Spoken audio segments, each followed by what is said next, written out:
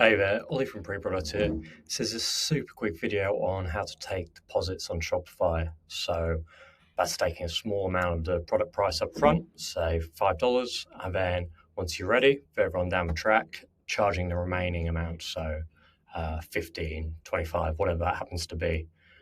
So this is usually something you'll use for out-of-stock products or new products which haven't yet launched inventory from your suppliers for the product, as well as marketing. So you can put that towards actually getting full buy now sales of the product once it launches. And then it's also great for securing customer interest. So I'm sure, like a lot of brands, there's loads of ideas, loads of designs you want to launch, but which will actually kind of off the shelves. This is a great way to kind of vet these ideas and releases. So I'm going to show you how to set that up today and how to get around this issue of e-commerce brands being really cash intensive, but you still want to launch new products. You want to stay ahead of the competition. You don't want to remain stagnant. And I suppose that's kind of a territory with a physical goods brand. So it's just a really nice, powerful tool to have in your toolkit for dealing with those kind of issues, both for cash flow, for staying relevant, as well as what I mentioned earlier with adding new product ideas. So to start off with, let's just land on the Shopify App Store. So just apps.shopify.com. We're going to be using the app I work on today, so pre-product. I'll just click that. Yeah. And if you haven't got it installed, there'll just be a little install button there. So you just click that.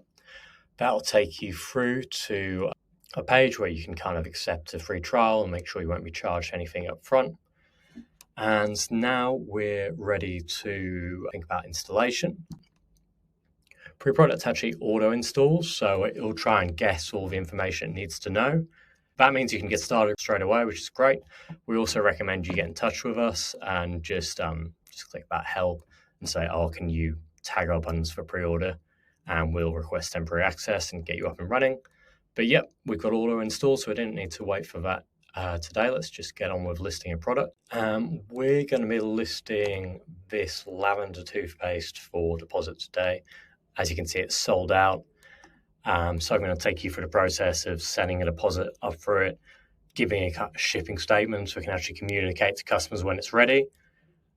Very, very often deposits are taken for products which aren't ready to ship straight away, so they're kind of pre-order. And then we'll look into customizing wording and just making sure the communication's kind of all correct and as it should be. So let's click a new listing, and we can just look for lavender toothpaste, this one here. So yeah, let's say this is going to be 73 days time. We could be less specific if we want, but let's just go with that. We're not giving any discounts out, although that can be quite a nice technique to encourage more early buyers. And let's click deposit up front. Move myself out the way. And so we can take a percentage or a fixed amount. Let's just do a fixed amount. And let's just click create listing. Cool. So as you can see here, we've got 73 days and we know it's a deposit because of that badge, and it's still set up in pounds, so that's £2 deposit up front. And we can see Shopify's happy with it. It's going to pass through checkout, even though it's got zero stock. That's because this box is ticked. Nice. So that's all handled for us. Okay, so yeah, if we refresh it, we can see there's a pre-order button. It's not sold out anymore. And we've got some information there to communicate to shoppers about the deposit itself, 72 days time.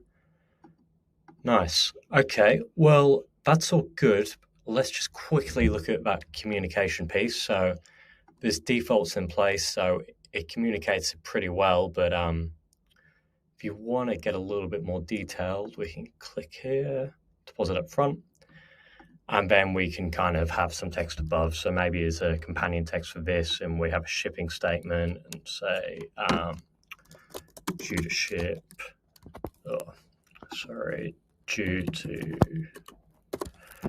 ship early next season. Nice. And we can have a deposit and all that kind of stuff there, but I think that's good enough.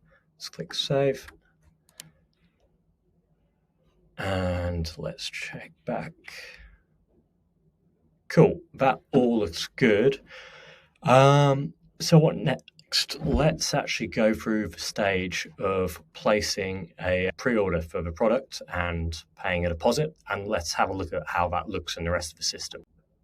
Okay, so I've got Shopify payments set up in test mode, so I can actually make test payments through this checkout, and all that as normal, but not charge any money, which is great. So we'll click pre-order. Let's just get one of the mediums. Click.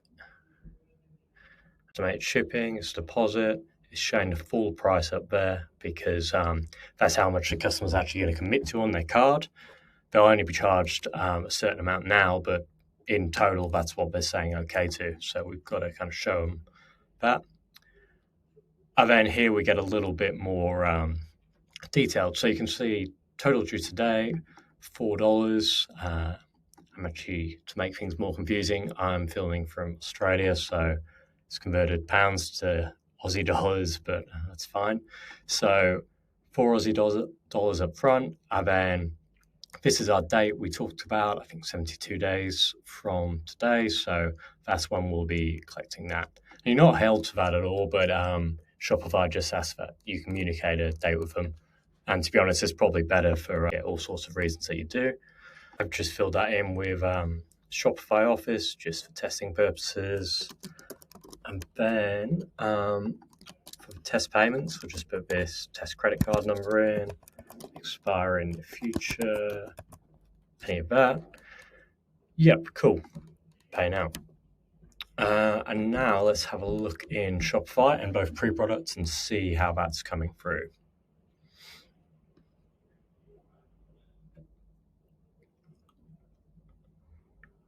Cool. Usually takes a little while to come through. Oh no. So Ollie paid a deposit for the lavender toothpaste. One. Cool. Let's have a look at that. Nice. And we can see one deposit, £2. That's because we're using an English store. And we can see the card that I've got on file there. Nice. Now let's have a look at that in the Shopify Orders admin. And straight away you can see there's two badges. There's this partially paid badge, and there's also this on hold badge. So they're both really interesting. On hold, that'll mean all your fulfillment software, your shipping apps, they'll leave this order alone until it's released, which happens automatically when you trigger the final charge. And then partially paid, you can probably guess what that means. It means only the deposit's been charged, not the full thing. Cool, and if we hop into pre-products again, let's actually trigger that charge. So I just want to do this one here. Actions, charge customers, and yep, charge customers. Cool. So that will issue a request to Shopify or Stripe, and they'll actually put the card which was put through checkout, which was vaulted, which is a fancy way to say they just keep the details on file. They don't push it through checkout yet until we trigger it like we just did. So transaction will be open, the card will be charged. If there's any issues, we'll see an error and why it failed, and then we'll be able to deal with that. Or if it's all good, Shopify will let pre-product know and it will be marked as paid. Nice. So great. That is the kind of start to finish, creating a pre-order listing with a deposit, making a pre-order, how that comes through, and then how that looks in pre-products as well as Shopify. And if we hop over to the orders, you can now see that it's paid and the fulfillment hold's been released. So that'll flow through to your kind of shipping apps and everything like that.